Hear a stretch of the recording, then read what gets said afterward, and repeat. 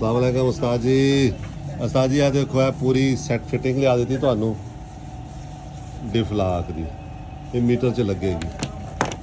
ਇਹ ਲੀਵਰ ਲਿਆ ਦਿੱਤਾ ਤੁਹਾਨੂੰ ਉਹਦਾ ਵਿੰਚ ਦਾ ਪੂਰਾ, ਇਹਦੀ ਸਰਵਿਸ ਕਰਨੀ ਪਏਗੀ, ਇਹਨੂੰ ਸਿੱਧਾ ਕਰਨਾ ਪਏਗਾ।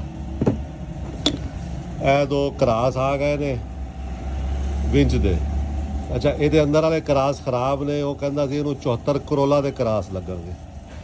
ਇਹ ਉਸਤਾਦ ਜੀ ਕਾਬਲੀ 24 ਵੋਲਟ ਸਲਫ ਆ ਗਿਆ, ਇਹਦੀ ਉਹ ਕਹਿੰਦਾ ਸੀ ਹਾਊਸਿੰਗ ਚੇਂਜ ਕਰਕੇ ਲਾਣਾ ਪਏਗਾ। ਇਹ 4 ਦਾਣੇ, ਪੰਜਵਾਂ ਸਾਡਾ ਓਰੀਜਨਲ ਜਿਹੜਾ ਸੀ, 4 ਦਾਣੇ ਜੈਨੂਅਨ ਆ ਗਏ, ਕੀ ਕਹਿੰਦੇ ਨੇ ਕੱਟ ਨਾਲ ਖਲਵਾ ਕੇ ਜੰਪ ਸਟਾਪਰ। ਇਹ ਉਹ ਜਿਹਨੇ ਸਟੀਅਰਿੰਗ ਬਕਸਾ ਭੇਜਿਆ ਸੀ, ਉਹਨੇ ਸਟੀਅਰਿੰਗ ਬਕਸਾ ਦਿੱਤਾ, ਉਹ ਮੈਂ ਲੈ ਆਂਦਾ ਉਹਦੇ ਕੋਲੋਂ। ਇਹ ਜਿਹੜੇ ਨੇ ਇਹ ਪਏ ਨੇ ਕੰਨ, ਜੈਨੂਅਨ ਕੰਨ। ਤੇ ਇਹ ਜਿਹੜਾ ਹੈ ਉਹ ਤੁਹਾਨੂੰ ਉਹ ਵੀ ਆ ਗਿਆ ਜੈਨੂਅਨ। ਉਹਨੇ ਮੈਨੂੰ ਦਿਖਾਉਂਦਾ, ਕਹਿੰਦਾ ਮਸੂਦ ਸਾਹਿਬ ਇਹ ਦੇਖੋ ਕੜਿਕ ਕੜਿਕ ਕੜਿਕ ਕੜਿਕ।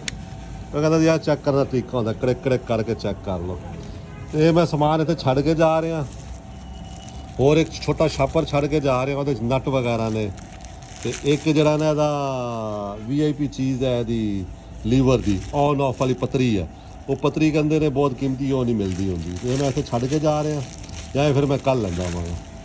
ਤੇ ਬਾਕੀ ਤਾਰਾਂ ਨਹੀਂ ਮਿਲੀਆਂ, ਤੇ ਤਾਰ ਇੱਕ ਭੇਜੀ ਆ ਪਿਸ਼ਾਵਰ ਵਾਲੇ, ਉਹ ਕੱਲ੍ਹ ਪਰਸੋਂ ਤੁਹਾਨੂੰ ਮਿਲ ਜਾਏਗੀ। ਤੇ ਦੂਸਰੀ ਤਾਰ ਫਿਰ ਦੇਖਾਂਗੇ ਕਿਹੜੀ ਉਹਨੇ ਭੇਜੀ, ਕਿਹੜੀ ਨਹੀਂ ਭੇਜੀ। ਤੇ ਮੈਂ ਤੁਹਾਨੂੰ ਵੀਡੀਓ ਬਣਾ ਕੇ ਭੇਜਣਾ ਤਾਂ ਕਿ ਤੁਹਾਨੂੰ ਅੰਦਾਜ਼ਾ ਹੋਵੇ ਕਿ ਮੈਂ ਕੀ ਚੀਜ਼ਾਂ ਜਿਹੜੀਆਂ ਨੇ ਦਿੱਤੀਆਂ ਨੇ। ਫਿਰ ਇਨਸ਼ਾਅੱਲਾ ਕੱਲ੍ਹ ਮੁਲਾਕਾਤ ਹੋਏਗੀ।